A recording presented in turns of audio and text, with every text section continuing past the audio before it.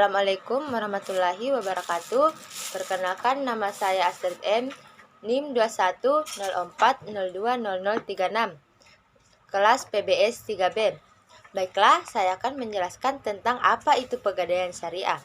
Dan langsung saja, saya akan menjelaskan pengertian tentang gadai syariah atau RAN. Dalam istilah bahasa Arab, gadai diistilahkan dengan RAN dan dapat juga disebut al-habs. Adapun secara etimologis, arti RAN adalah tetap dan lama, sedangkan al-habsu berarti penahanan terhadap suatu barang dengan hak sehingga dapat dijadikan sebagai pembayaran barang tersebut.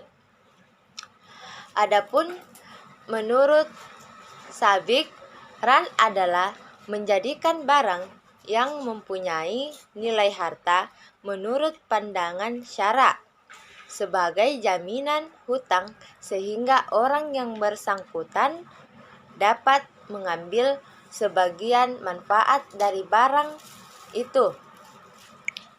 Adapun landasan syariah RAN itu boleh tidaknya transaksi gadai menurut Islam diatur dalam Al-Quran, hadis, dan ijtihad. Adapun dalam Al-Quran, ayat Al-Quran yang dapat dijadikan dasar hukum perjanjian gadai adalah surah Al-Baqarah ayat 282 yang artinya, hai orang-orang yang beriman, apabila kamu bermuamalah tidak secara tunai untuk waktu yang ditentukan, hendaklah kamu menuliskannya.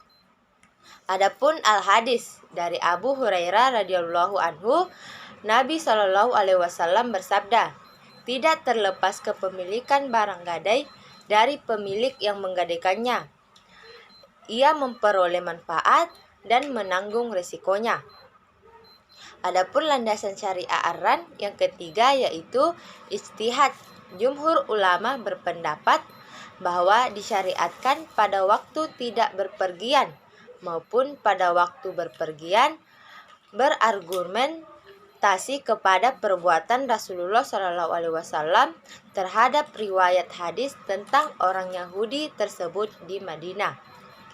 Adapun keadaan dalam perjalanan seperti ditentukan dalam surat Al-Baqarah ayat 283 karena melihat kebiasaan di mana pada umumnya RAN dilakukan pada waktu berpergian. Ad-Dahak dan penganut mazhab Al-Zahiri berpendapat bahwa RAN tidak disyariatkan kecuali pada waktu berpergian. Berdalil pada ayat tadi, namun pernyataan mereka telah terbantahkan dengan adanya hadis tersebut.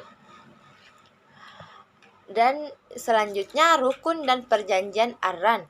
Muhammad Anwar dalam buku Fikih Islam menyebutkan rukun dan perjanjian gadai adalah yang pertama ijab kabul atau sigat, yang kedua orang yang bertransaksi atau akid, yang ketiga adanya barang yang digadaikan atau marhun, yang keempat marhun bih atau utang.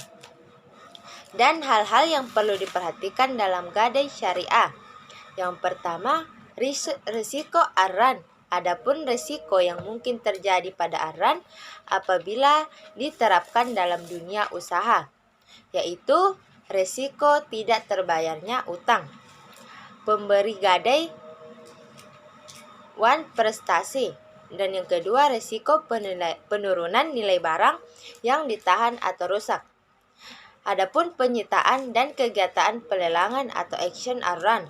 Dan yang ketiga, berakhirnya akad RAN dan ketentuan gadai syariah RAN berdasarkan Fatwa DSN nomor 25 dan 26 DSN MUI 3 atau 2002. Yang pertama, murtahin atau penerima gadai mempunyai hak untuk menahan marhun barang sampai semua utang rahin yang menyerahkan barang dilunasi. Yang kedua, marhun dan manfaatnya tetap milik rahin. Yang ketiga, pemeliharaan dan penyimpanan marhun pada dasarnya menjadikan kewajiban rahin. Yang keempat, besar biaya pemeliharaan dan penyimpanan marhum tidak boleh ditentukan berdasarkan jumlah pinjaman. Adapun yang terakhir, yaitu penjualan marhum, dan jika salah satu pihak tidak menunaikan kewajibannya atau jika terjadi perselisihan di antara kedua belah pihak.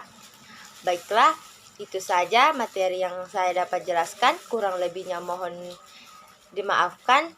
Saya pamit undur diri. Wassalamualaikum warahmatullahi wabarakatuh.